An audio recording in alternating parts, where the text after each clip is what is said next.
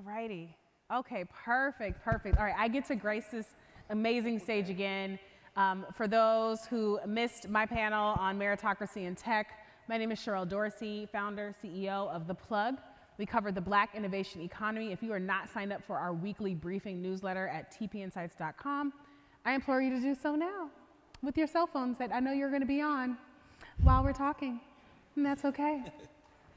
So today we are talking about all of these interesting acronyms and words that seem so esoteric in the space of fake money, real money, digital money, right, all the things, right? All the monies. Fake places, real places, digital real estate / why am I paying for a jacket in the metaverse kind of situation.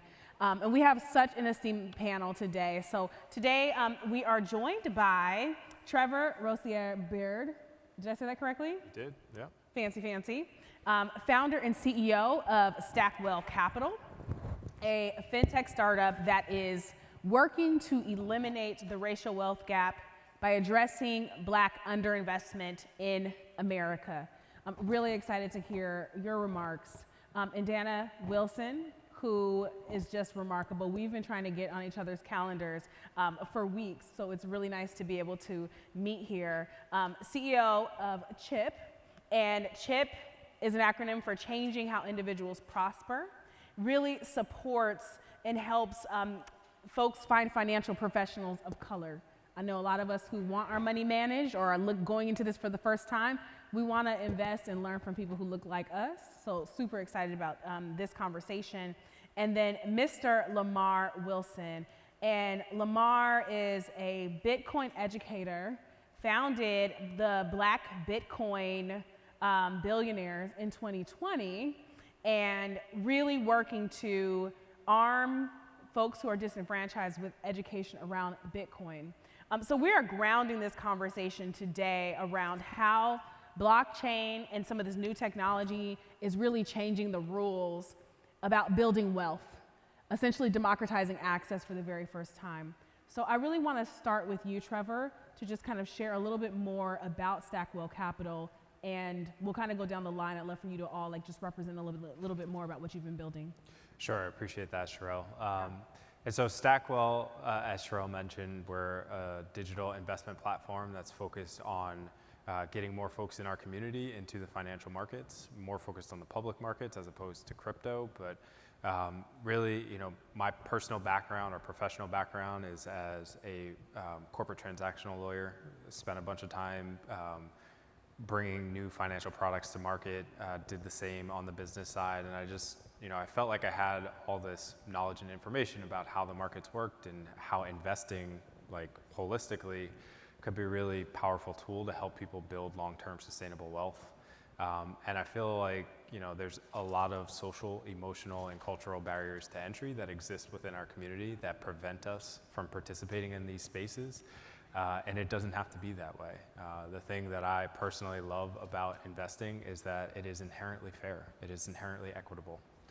Whoever shows up into the markets, whether they be public or private, you get the same access to return as everyone else. And so we need to have the tools, the knowledge, and the information that enable us to get there, to see ourselves there first and foremost, right? And then to feel comfortable and confident that we can have success once we're there. And so that's what Stackwell is about, is not only delivering financial tools to help get people there, as well as education, but creating this sense of community and representation so that more folks that look like all of us can participate in this arena as well. It's very powerful. And that's Stackwell. So once again, while you're on your phones. That's right. Go ahead and go to the App Store. All right, Dana. No, absolutely. Yes, Google everyone up here. So pleasure to be here. My name is Dana Wilson. So as it was stated, I'm the CEO and founder of CHIP, which stands for Changing How Individuals Prosper. And our goal is really to ensure that people are able to build their financial teams, people that look like us.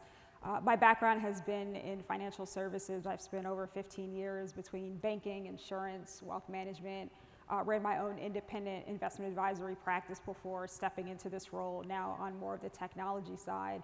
But a lot of the gaps that I saw with, working within the industry and then also externally working with clients was there was not enough of us in these rooms. And I feel like wealth in general, just the term was defined by an industry that was not receptive of, again, us being Black and brown individuals. And it's important that in order to start, what we're all trying to do, which is really close the racial wealth gap, you also need to see that representation within the industry and ensuring that, yes, we belong, wealth management is for us, and we should be able to continue to build out that through building and having the ability to build out our financial team. So my platform helps connect individuals to financial advisors in the traditional sense, planners, tax professionals, estate attorneys, really ensuring that we're cultivating and we have this space that we can feel safe in and feel seen in with our money and come to the table being our full, authentic selves.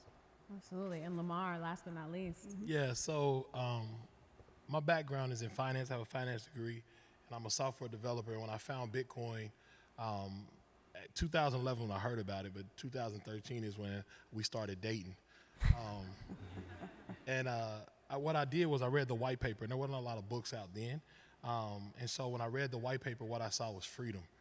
And my favorite people in the world, Harriet Tubman, Nat Turner, Frederick Douglass, because they were abolitionists. Those are the type of people that get free and then turn back around and try to get other people free, which is a special type of person. So when I saw that and I saw the freedom that Bitcoin brought, I immediately tried to tell the hood, like straight up. There's still a video on YouTube of me with like the biggest fro, biggest beard, trying to tell people that this thing can help us get away from it. It wasn't about money. There wasn't a lot of money tied up in it. It was about getting us out of the system, right? Getting us out of a system that has, oppressed us traditionally in this country and having an alternative, at least an escape. And when I saw that, that's why I continue to educate. And I think we have to continue to look for systems that are alternatives to the current one. There are some people who believe we should be a part of the system or try to make our way up in the system. And we keep trying that, and that's good. I love everybody who's doing it. But I am the firm believer that if a race is not built for you, you probably need to find another race or create your own, right? And so utilizing tools that allow you to do that actually and getting into our community, which of course we always lag behind. Nobody seems to want to be intentional about getting information there. I felt like that was my mission, to make sure that information gets directly to us. Yeah. Well, as you can see, our panel here is esteemed in so many different ways in really tackling this conversation around access to information around capital and wealth building from different angles, which is so significant for the way we're thinking about building capital for ourselves, for our families, even as many of us. Is everyone here in tech or just looking to be in tech? Raise your hands if you're in tech. Okay. Raise your hand if you're trying to get in tech. Okay, y'all, you see these people, go talk to them. Give them a job. Help them out. The point in that whole situation was so many of us now have access to these tools. And I remember when I first started working for Uber, this was like, they were 4 years in. I'm signing documents for stock equity. I didn't even know that I could negotiate. Like, my grandfather was on the assembly line at Boeing, my mom worked in nonprofits. So having a conversation around wealth building, particularly with asset classes that were never discussed at our dinner table, was really rough. And now we have tools like a stash or, you can now buy, cryptocurrency through Cash App, right? I remember this girl was like braiding my hair and they're talking about Dogecoin back in the day before it all sunk, and went into smithereens. And so now it's like the conversation has elevated and heightened and spread into environments that we just wouldn't think of. And so whether we're savvy around the technology or not, there still is a significant knowledge gap built on top of some of the hype that we started to see in the crypto and the NFT space, and some of it feeling like, okay, who's trying to scam me, right? At the end of the day. Oh, yeah. So maybe, Trevor, you can dive in and talk about a little bit more of like, how do we separate what is the hype part of this and get focused on kind of the crux of what the opportunity is here and how we should be thinking about it as maybe lay people or for folks who are not necessarily early adopters, but are still looking to adopt? Yeah, I love that question. I also love a lot of what Lamar was saying, and I think those two things are really well connected. So for me, part of the reason why I founded Stackwell is because I think the racial wealth gap is a social justice issue of our time. Like, I think it directly impacts every other material issue that we care about in the Black community, whether we're talking about access to affordable housing, healthcare, quality education, food insecurity issues, criminal justice reform, like the list goes on and on, right? And for me, educating people in our community about this process, about the power of investing, is less so about them necessarily like turning a buck and like making more money. But the reality is, like, what I have learned throughout my professional career, and I'm sure many of you have experienced as well, is that the people that have access to capital have the ability to shape and direct outcomes. And so if we want to have agency and control to direct the things that matter pervasively in our lives, we need to be in these spaces. We need to be investing. We need to be focused on building long-term wealth. Now, Sherrell, you asked the question, like, what's hype, what's real? I think the biggest takeaway that I would want to communicate to people is, like, when you think about investing, it's all about there being a risk continuum, right? You think on the least risky end of the spectrum would be holding your money in a bank account. On the opposite end of the spectrum, you have alternative asset classes, whether it be venture capital, private equity, hedge funds, cryptocurrencies, right? And there is a space for people in all areas up and down that spectrum. I think the thing that we have to understand is that you have to know your limitations. You have to know what your tolerances are. A lot of times when we talk about investing in the markets, we have this perception in our community that it's like this inherently risky proposition, and it doesn't have to be that. There are very sustainable ways for you to participate in the market, and I think the two most important things that you can do is be well diversified across a range of things that you are doing, and make sure that you are continuing to show up. Like, time is the most important tool in all of this. Allowing your money to compound and grow over time is the most critical factor here, and so I think the biggest thing is just understand that you don't have to jump in and necessarily try to time the market. Like, just get there, stay committed to it, and I think the rest will sort of evolve from there. Yeah. How many people invest today, generally? How many people plan to start investing this year or next year, if you haven't already? How many people own any cryptocurrency? Okay, how many people own an NFT? How many people know what NFT stands for? Everybody. Awesome. I'm just trying to see what we doing, how we doing it. I love it. Dana, excuse me. So I want to understand the significance and the utility of your platform, particularly connecting folks to financial service providers of color, and how that helps to aid in not just making the decision to invest, but feeling that sense of comfortability, because it does feel risky, as Trevor mentioned, right? Especially if, like, you're like, I'm handing over my money, you're telling me to keep it in the market for like 10 plus years, right? But I want to buy things today, in this moment, right? But you're telling me that hopefully, maybe in some distant future, this money is going to return some value that I do not have to work for. How does CHIP help to bridge some of that anxiety?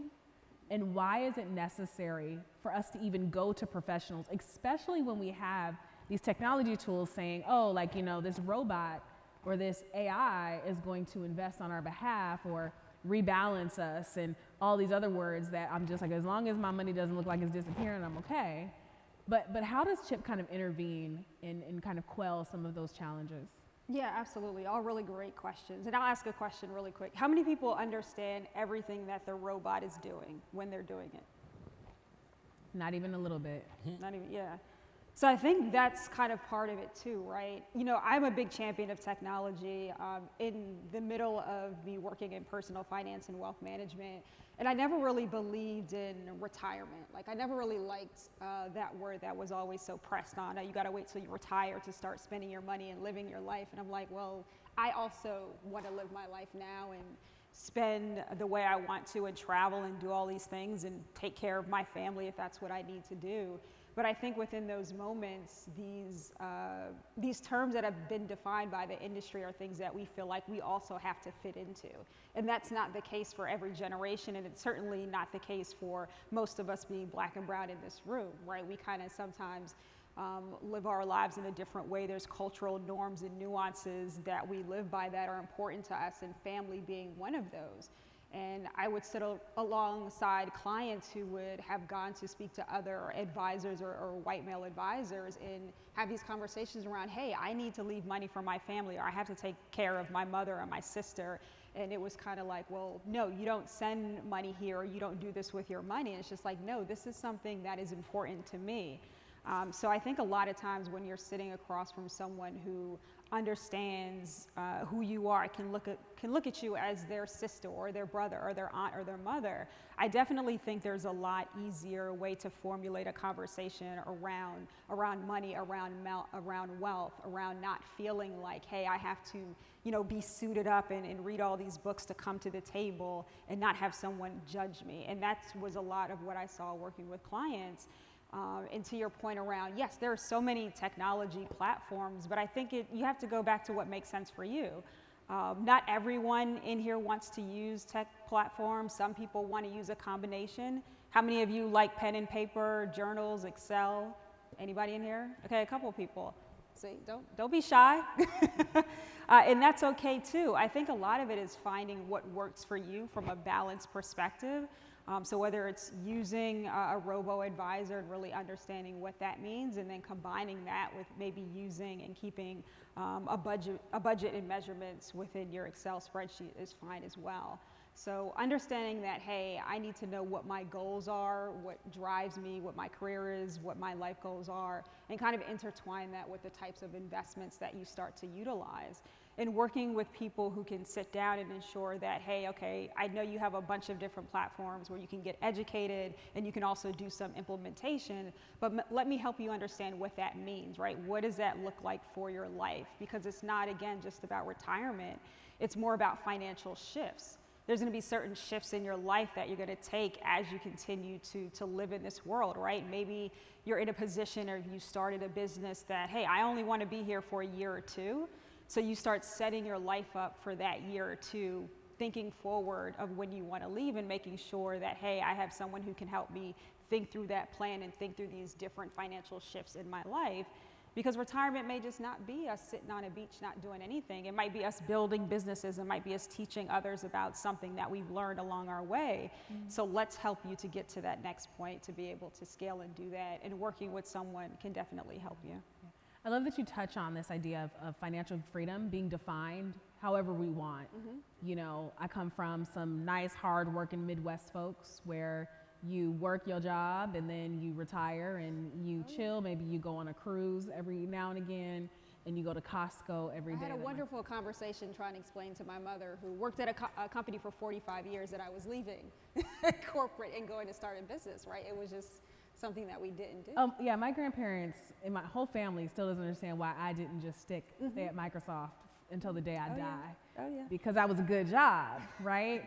But this idea that freedom is being redefined, and we have those tools of technology and also these supportive communal environments for learning in a very different way than I think my mom's generation, which is the boomer generation, and then I don't know what my grandparents' generation, he was born in the 30s, I don't know, that Jim Crow generation, I don't know how different community and fostering financial education actually looked for them. I just know that we didn't necessarily have these in-depth conversations about money. It was retire, be a good person, go to church once a year, and you're good to go. So Lamar, the fact that you've amassed over 150,000 member group as part of Black BITCON, you're hosting events, you're teaching this idea of financial freedom, and there's clearly a tremendous demand for a different way of doing this by leveraging the technology.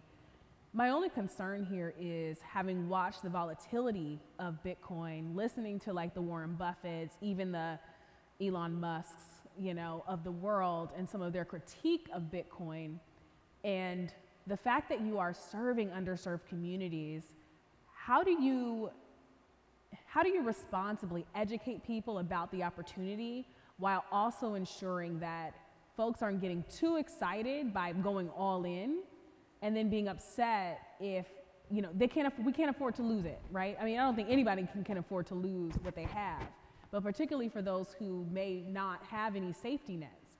So I'd love to learn how that plays out with Black Bitcoin. Yeah, so one of the things we always say is invest what you can afford to lose. And the reason why we say that is because I always say the term, it ain't my house and it's not my spouse, right? Because some people put too much money in there and then they fighting their spouse every single night, right? So you need to know your own financial situation. And I usually use an example of, like, use the money that you know you shouldn't be spending on other stuff. Everybody has that thing.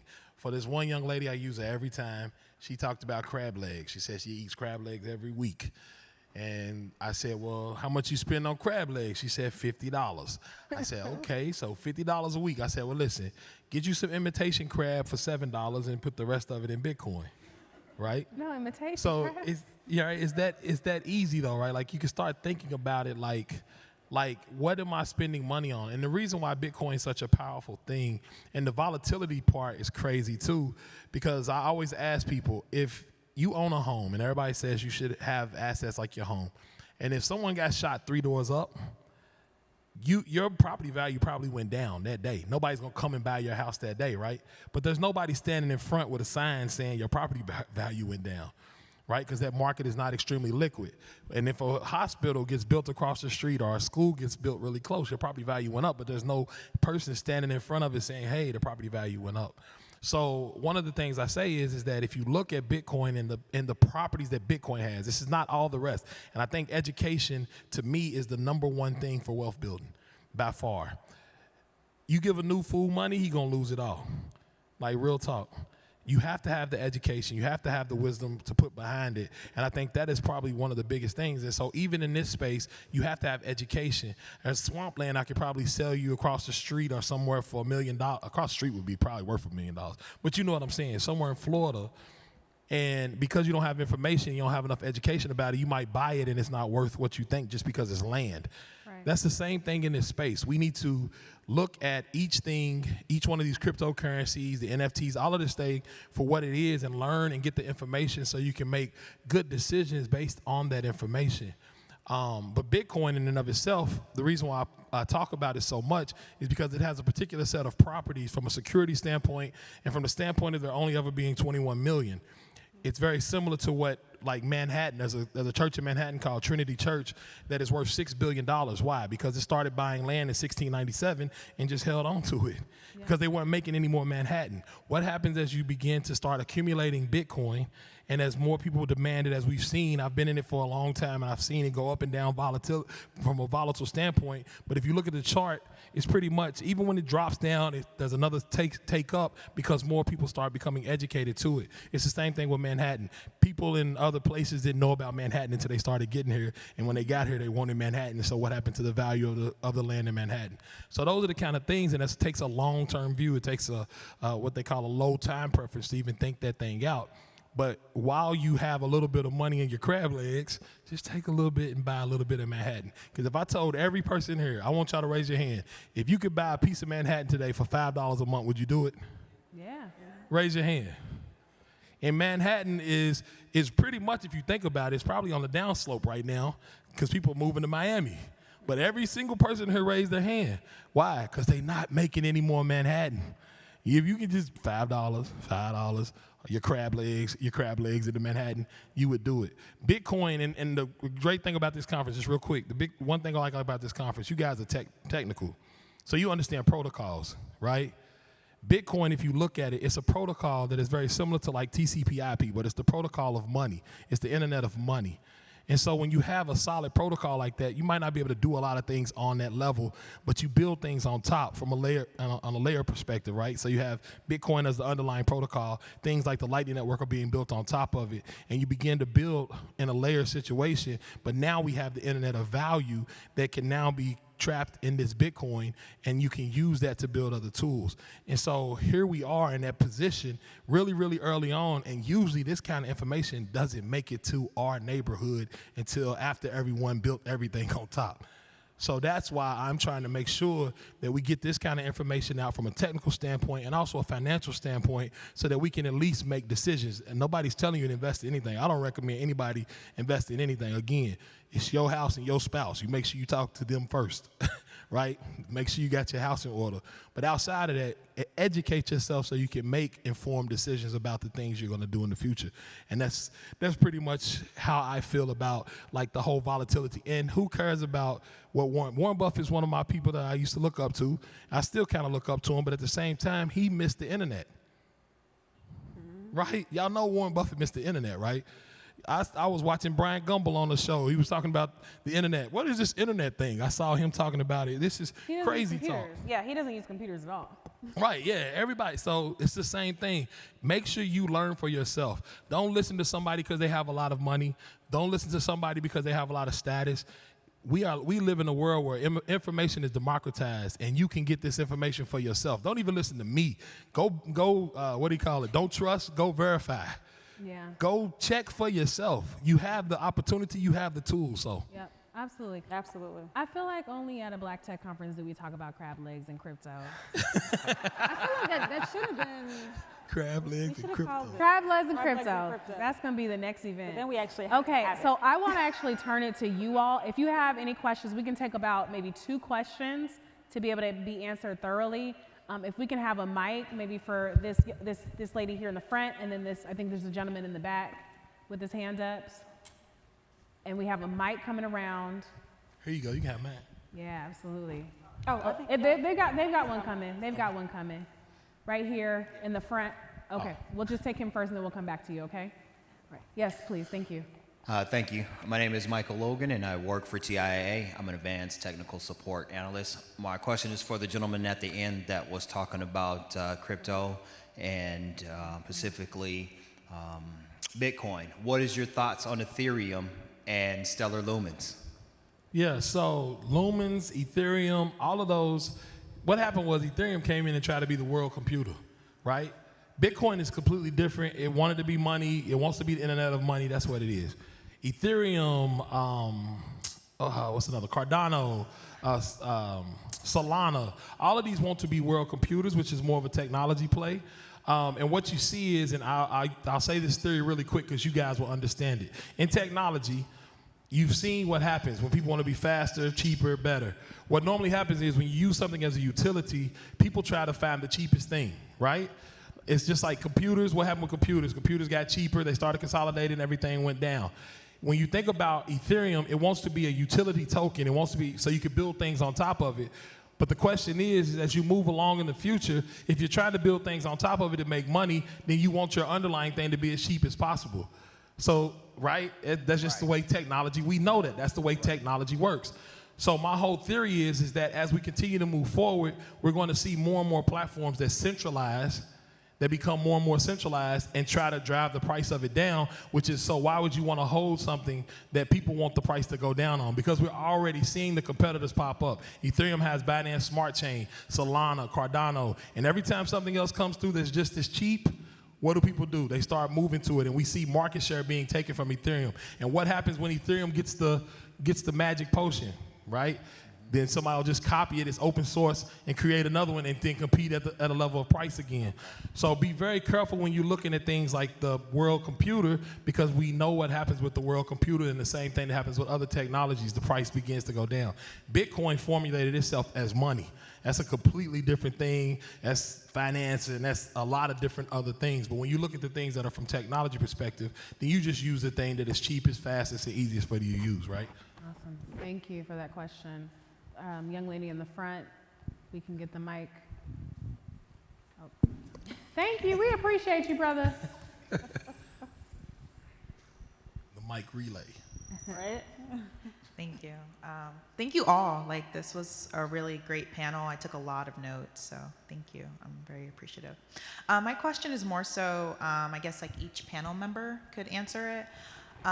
Just suggestions for like thought leaders or resources related to Bitcoin, crypto, and like traditional stocks. So like, I don't know, like I listen to like Earn Your Leisure, Wall Street Trapper, like Yahoo Finance, like those are kind of some of the resources I use to kind of make me a bit more financially literate regarding investing, and I'm still kind of newer to it. So I guess like, what are your go-tos regarding that? Maybe we can start with Trevor.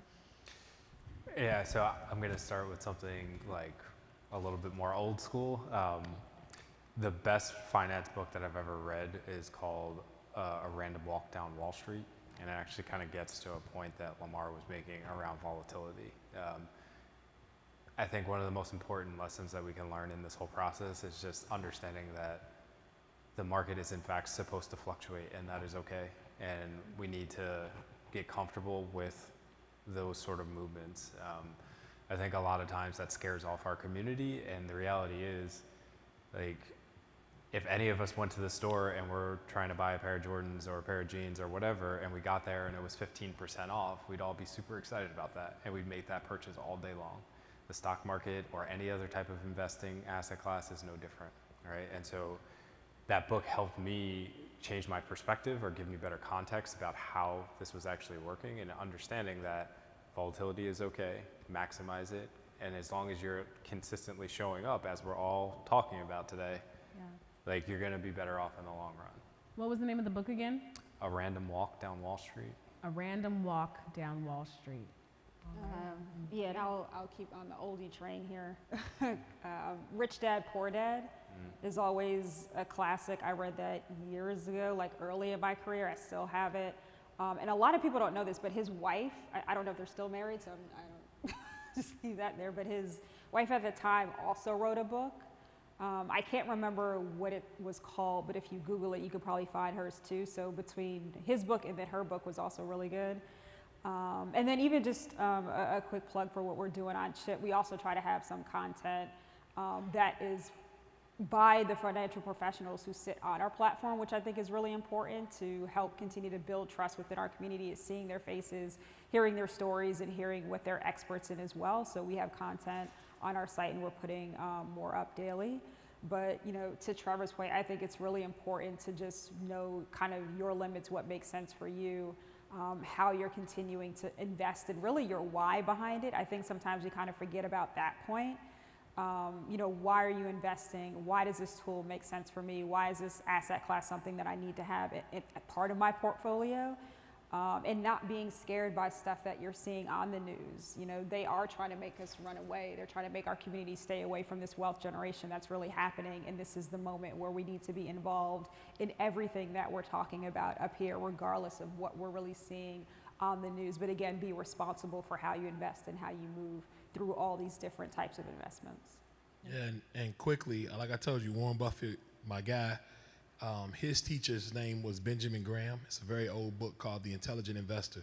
And it basically shows you how to understand cash flows and things like that. So it's more of a value investing book. But for me, it was really an entrepreneurial book because it lets you see how other people value your business. Also, from a Bitcoin perspective, I wrote a book called Bitcoin and the American Dream with 7 other people, but that's more around the freedom aspects of Bitcoin, not necessarily a financial standpoint.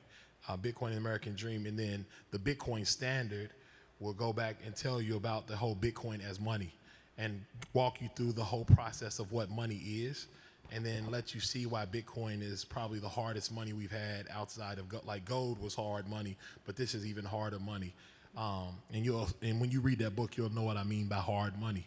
It has nothing to do with the technology as much as it has to do with the financial part of it, as far as it being money. And so those 3 books are probably the ones that I would suggest. No one asked me, but I'm going to tell you anyway what I like. So I read a book called I Will Teach You to Be Rich by Ramit Sethi in undergrad, and that started my financial journey. It was very no nonsense, spoke directly to millennials. He revised the edition a decade later and talked a lot about automation, a lot of set it and forget it investing so that it becomes a habit, which I loved. And it continues to be the book that I recommend to all of my mentees, all the young people in my life. And Ramit is also really, really tough on you define what your rich life looks like, which I think is just a strong philosophy that removes some of that intimidation. And along with it, he has a podcast that is, it's almost like a listening in on a couples therapy session of couples dealing with money, because I think that's the other side of the equation that is could be very sticky, is how do you deal with money and investing when maybe you and your partner have different thoughts about financial management and investing? So very, very incredible. And then Financial Samurai is a tool that a friend of mine who's been a longtime investor shared. There's a blog as well as a podcast. And this gentleman was a former Wall Streeter who was able to retire by the age of 28, he and his wife, and just continues to drop gem after gem and shares tools all the time. But what is so relevant here, and I think important, based on our panelists' experiences and the work that they're doing today, is it is a nonstop journey. Mm-hmm. And I love what you were saying earlier, Dana, around you've got to know why you're investing and what your goals are. Because when you start from that place, then you can start shaping your financial literacy education and what you get involved in based on that. And so I wanted to give maybe just one more opportunity for a question from the audience. I think this young woman here had a question, and then we will go our separate ways. Thank you, thank you. At least you're getting your 10,000 steps, brother.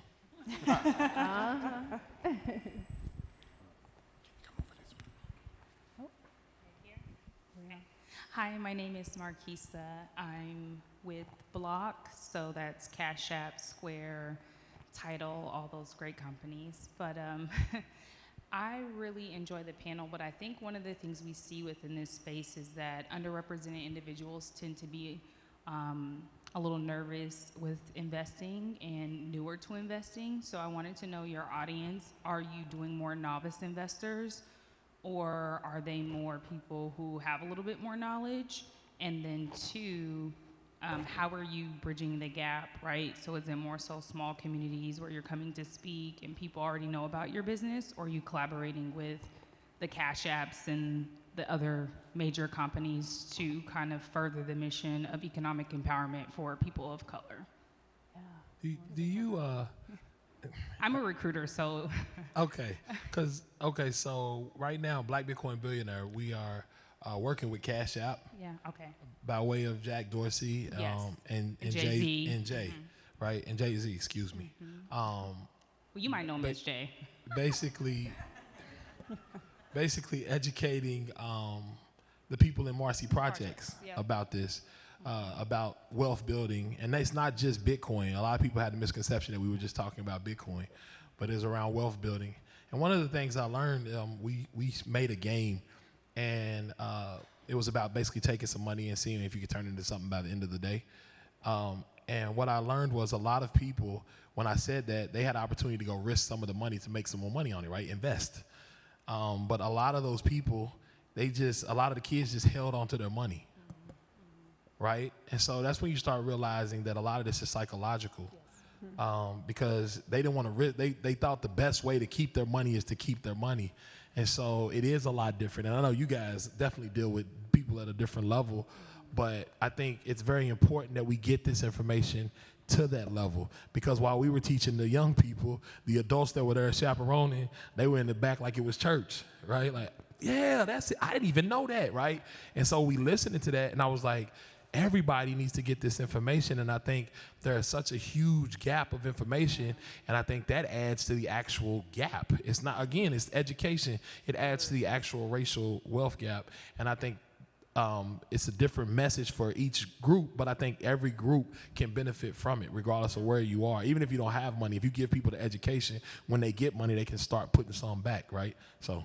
Yeah, no, absolutely. And I wish we had much more time, because this is something I am super, super passionate about. But I think that's the whole issue that I think pretty much all of us on this stage are here to solve, is the fact that, you know, our communities, no matter where you're starting from, have been made to feel like if you don't have wealth, which again has been defined by people that do not look like us, that we can't either, be a part of these platforms, be a part of this currency, or work with people who can help us get to that wealth. And again, that's defined by who we are. But even for my platform, a lot of professionals in the industry in itself is changing to how professionals work with everyone, right? They've changed to more subscription models. There's a lot of things that people are doing. And you can get in at a very novice level if you feel like, hey, I'm just starting out, I want to contribute 25 or 50 or whatever that is for you, until you can get to the point where you're contributing more. There are people that can help to get you started. It's not always, hey, you have to have this certain level of traditional bank defined wealth of 250 or more household, or whatever that $1 million means. No, there are individuals in this industry who work across the spectrum, and they also sit on our platform. And I think that's really important, because there is a financial professional for everyone, no matter where you're starting in your journey. And again, we have been made to feel that it has only been for the 1%, and that is absolutely not the case. So I want to ensure that we are here and we're breaking these barriers, because this is how we do that. It's for anyone in here who, raised their hand earlier and said, hey, I'm just starting. Good, right? There is someone who can help you, and there's a platform for you, and you can use all of our platforms, really all in tangent. This is all of a part of your portfolio. So it's important to know that we deserve to have space here as well, and we're doing that. Yeah. Y'all are doing that, right? So. Trevor, close us on out. Yeah, no, I think for me it's the same as Dana. Like, we serve all people. I think a lot of times when the outside world talks about the wealth gap, it's like characterized as a low income issue. It's decidedly not that in my mind. The issues that have contributed to the wealth gap are pervasive across the age, income, and education spectrum within our community. Like, that's just a fact. And so we're really focused at Stackwell about meeting people where they are. And the only way that we can do that, it's not gonna happen just through technology. It's not gonna happen just through education. We actually have to physically get out, meet people in the community, and help empower them. And so for us, we've done a couple of things and more to come, but I'm a former college athlete, love the fact that college athletes now can get paid. It also scares the hell out of me, because they don't have the support system to understand how to maximize those opportunities. So we started a student athlete ambassador program. We've got 35 student athletes across the country that are in this program, that are out in localized ways, talking and having conversations and driving impact and awareness around the need for themselves and their peers to get into this process.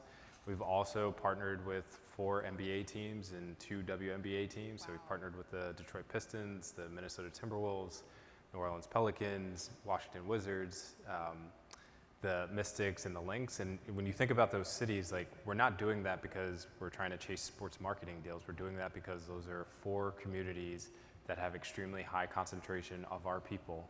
There are also cities where the racial wealth gap is most acute. And so if we can get there and meet those people where they are, provide them with education, provide them with a little bit of seed capital to get them going, those are the types of things that I think are required to help increase representation and get people over the hump, and frankly, just bring all people into these multi-generational conversations that need to be had throughout our community. Absolutely. So thank you. Thank you so much for the question. We have come to a close of our panel. I want to thank everyone for your incredible comments, the questions as well from the audience, and that this conversation doesn't end, that we keep having ongoing dialogue, because it's important. There might be 1 or 2 people whose brains were sparked and they said, I actually want to start investing today. Maybe I want to reach out to Chip or to Stackwell. Maybe I want to go to the next Black Bitcoin event or what have you. And we have to be so vocal in our families and our communities about where these resources exist, and to start getting people connected to them as well, so we can remove some of the stigma around the knowledge gap information. So, and even the pay gap, that's a whole other thing. But right. The more transparent we are, the more money we'll make as individuals and collectives. Yeah, just start dropping it at family events. Oh, yeah. I freak my family out all the time. I'm like, oh yeah, because I was, this is what I was getting paid. How much are you getting paid? And everybody's like, what? You don't talk about that. But anyway, thank you so much. Please give it up for our panelists again. Thank you all. Thank you. Thank you.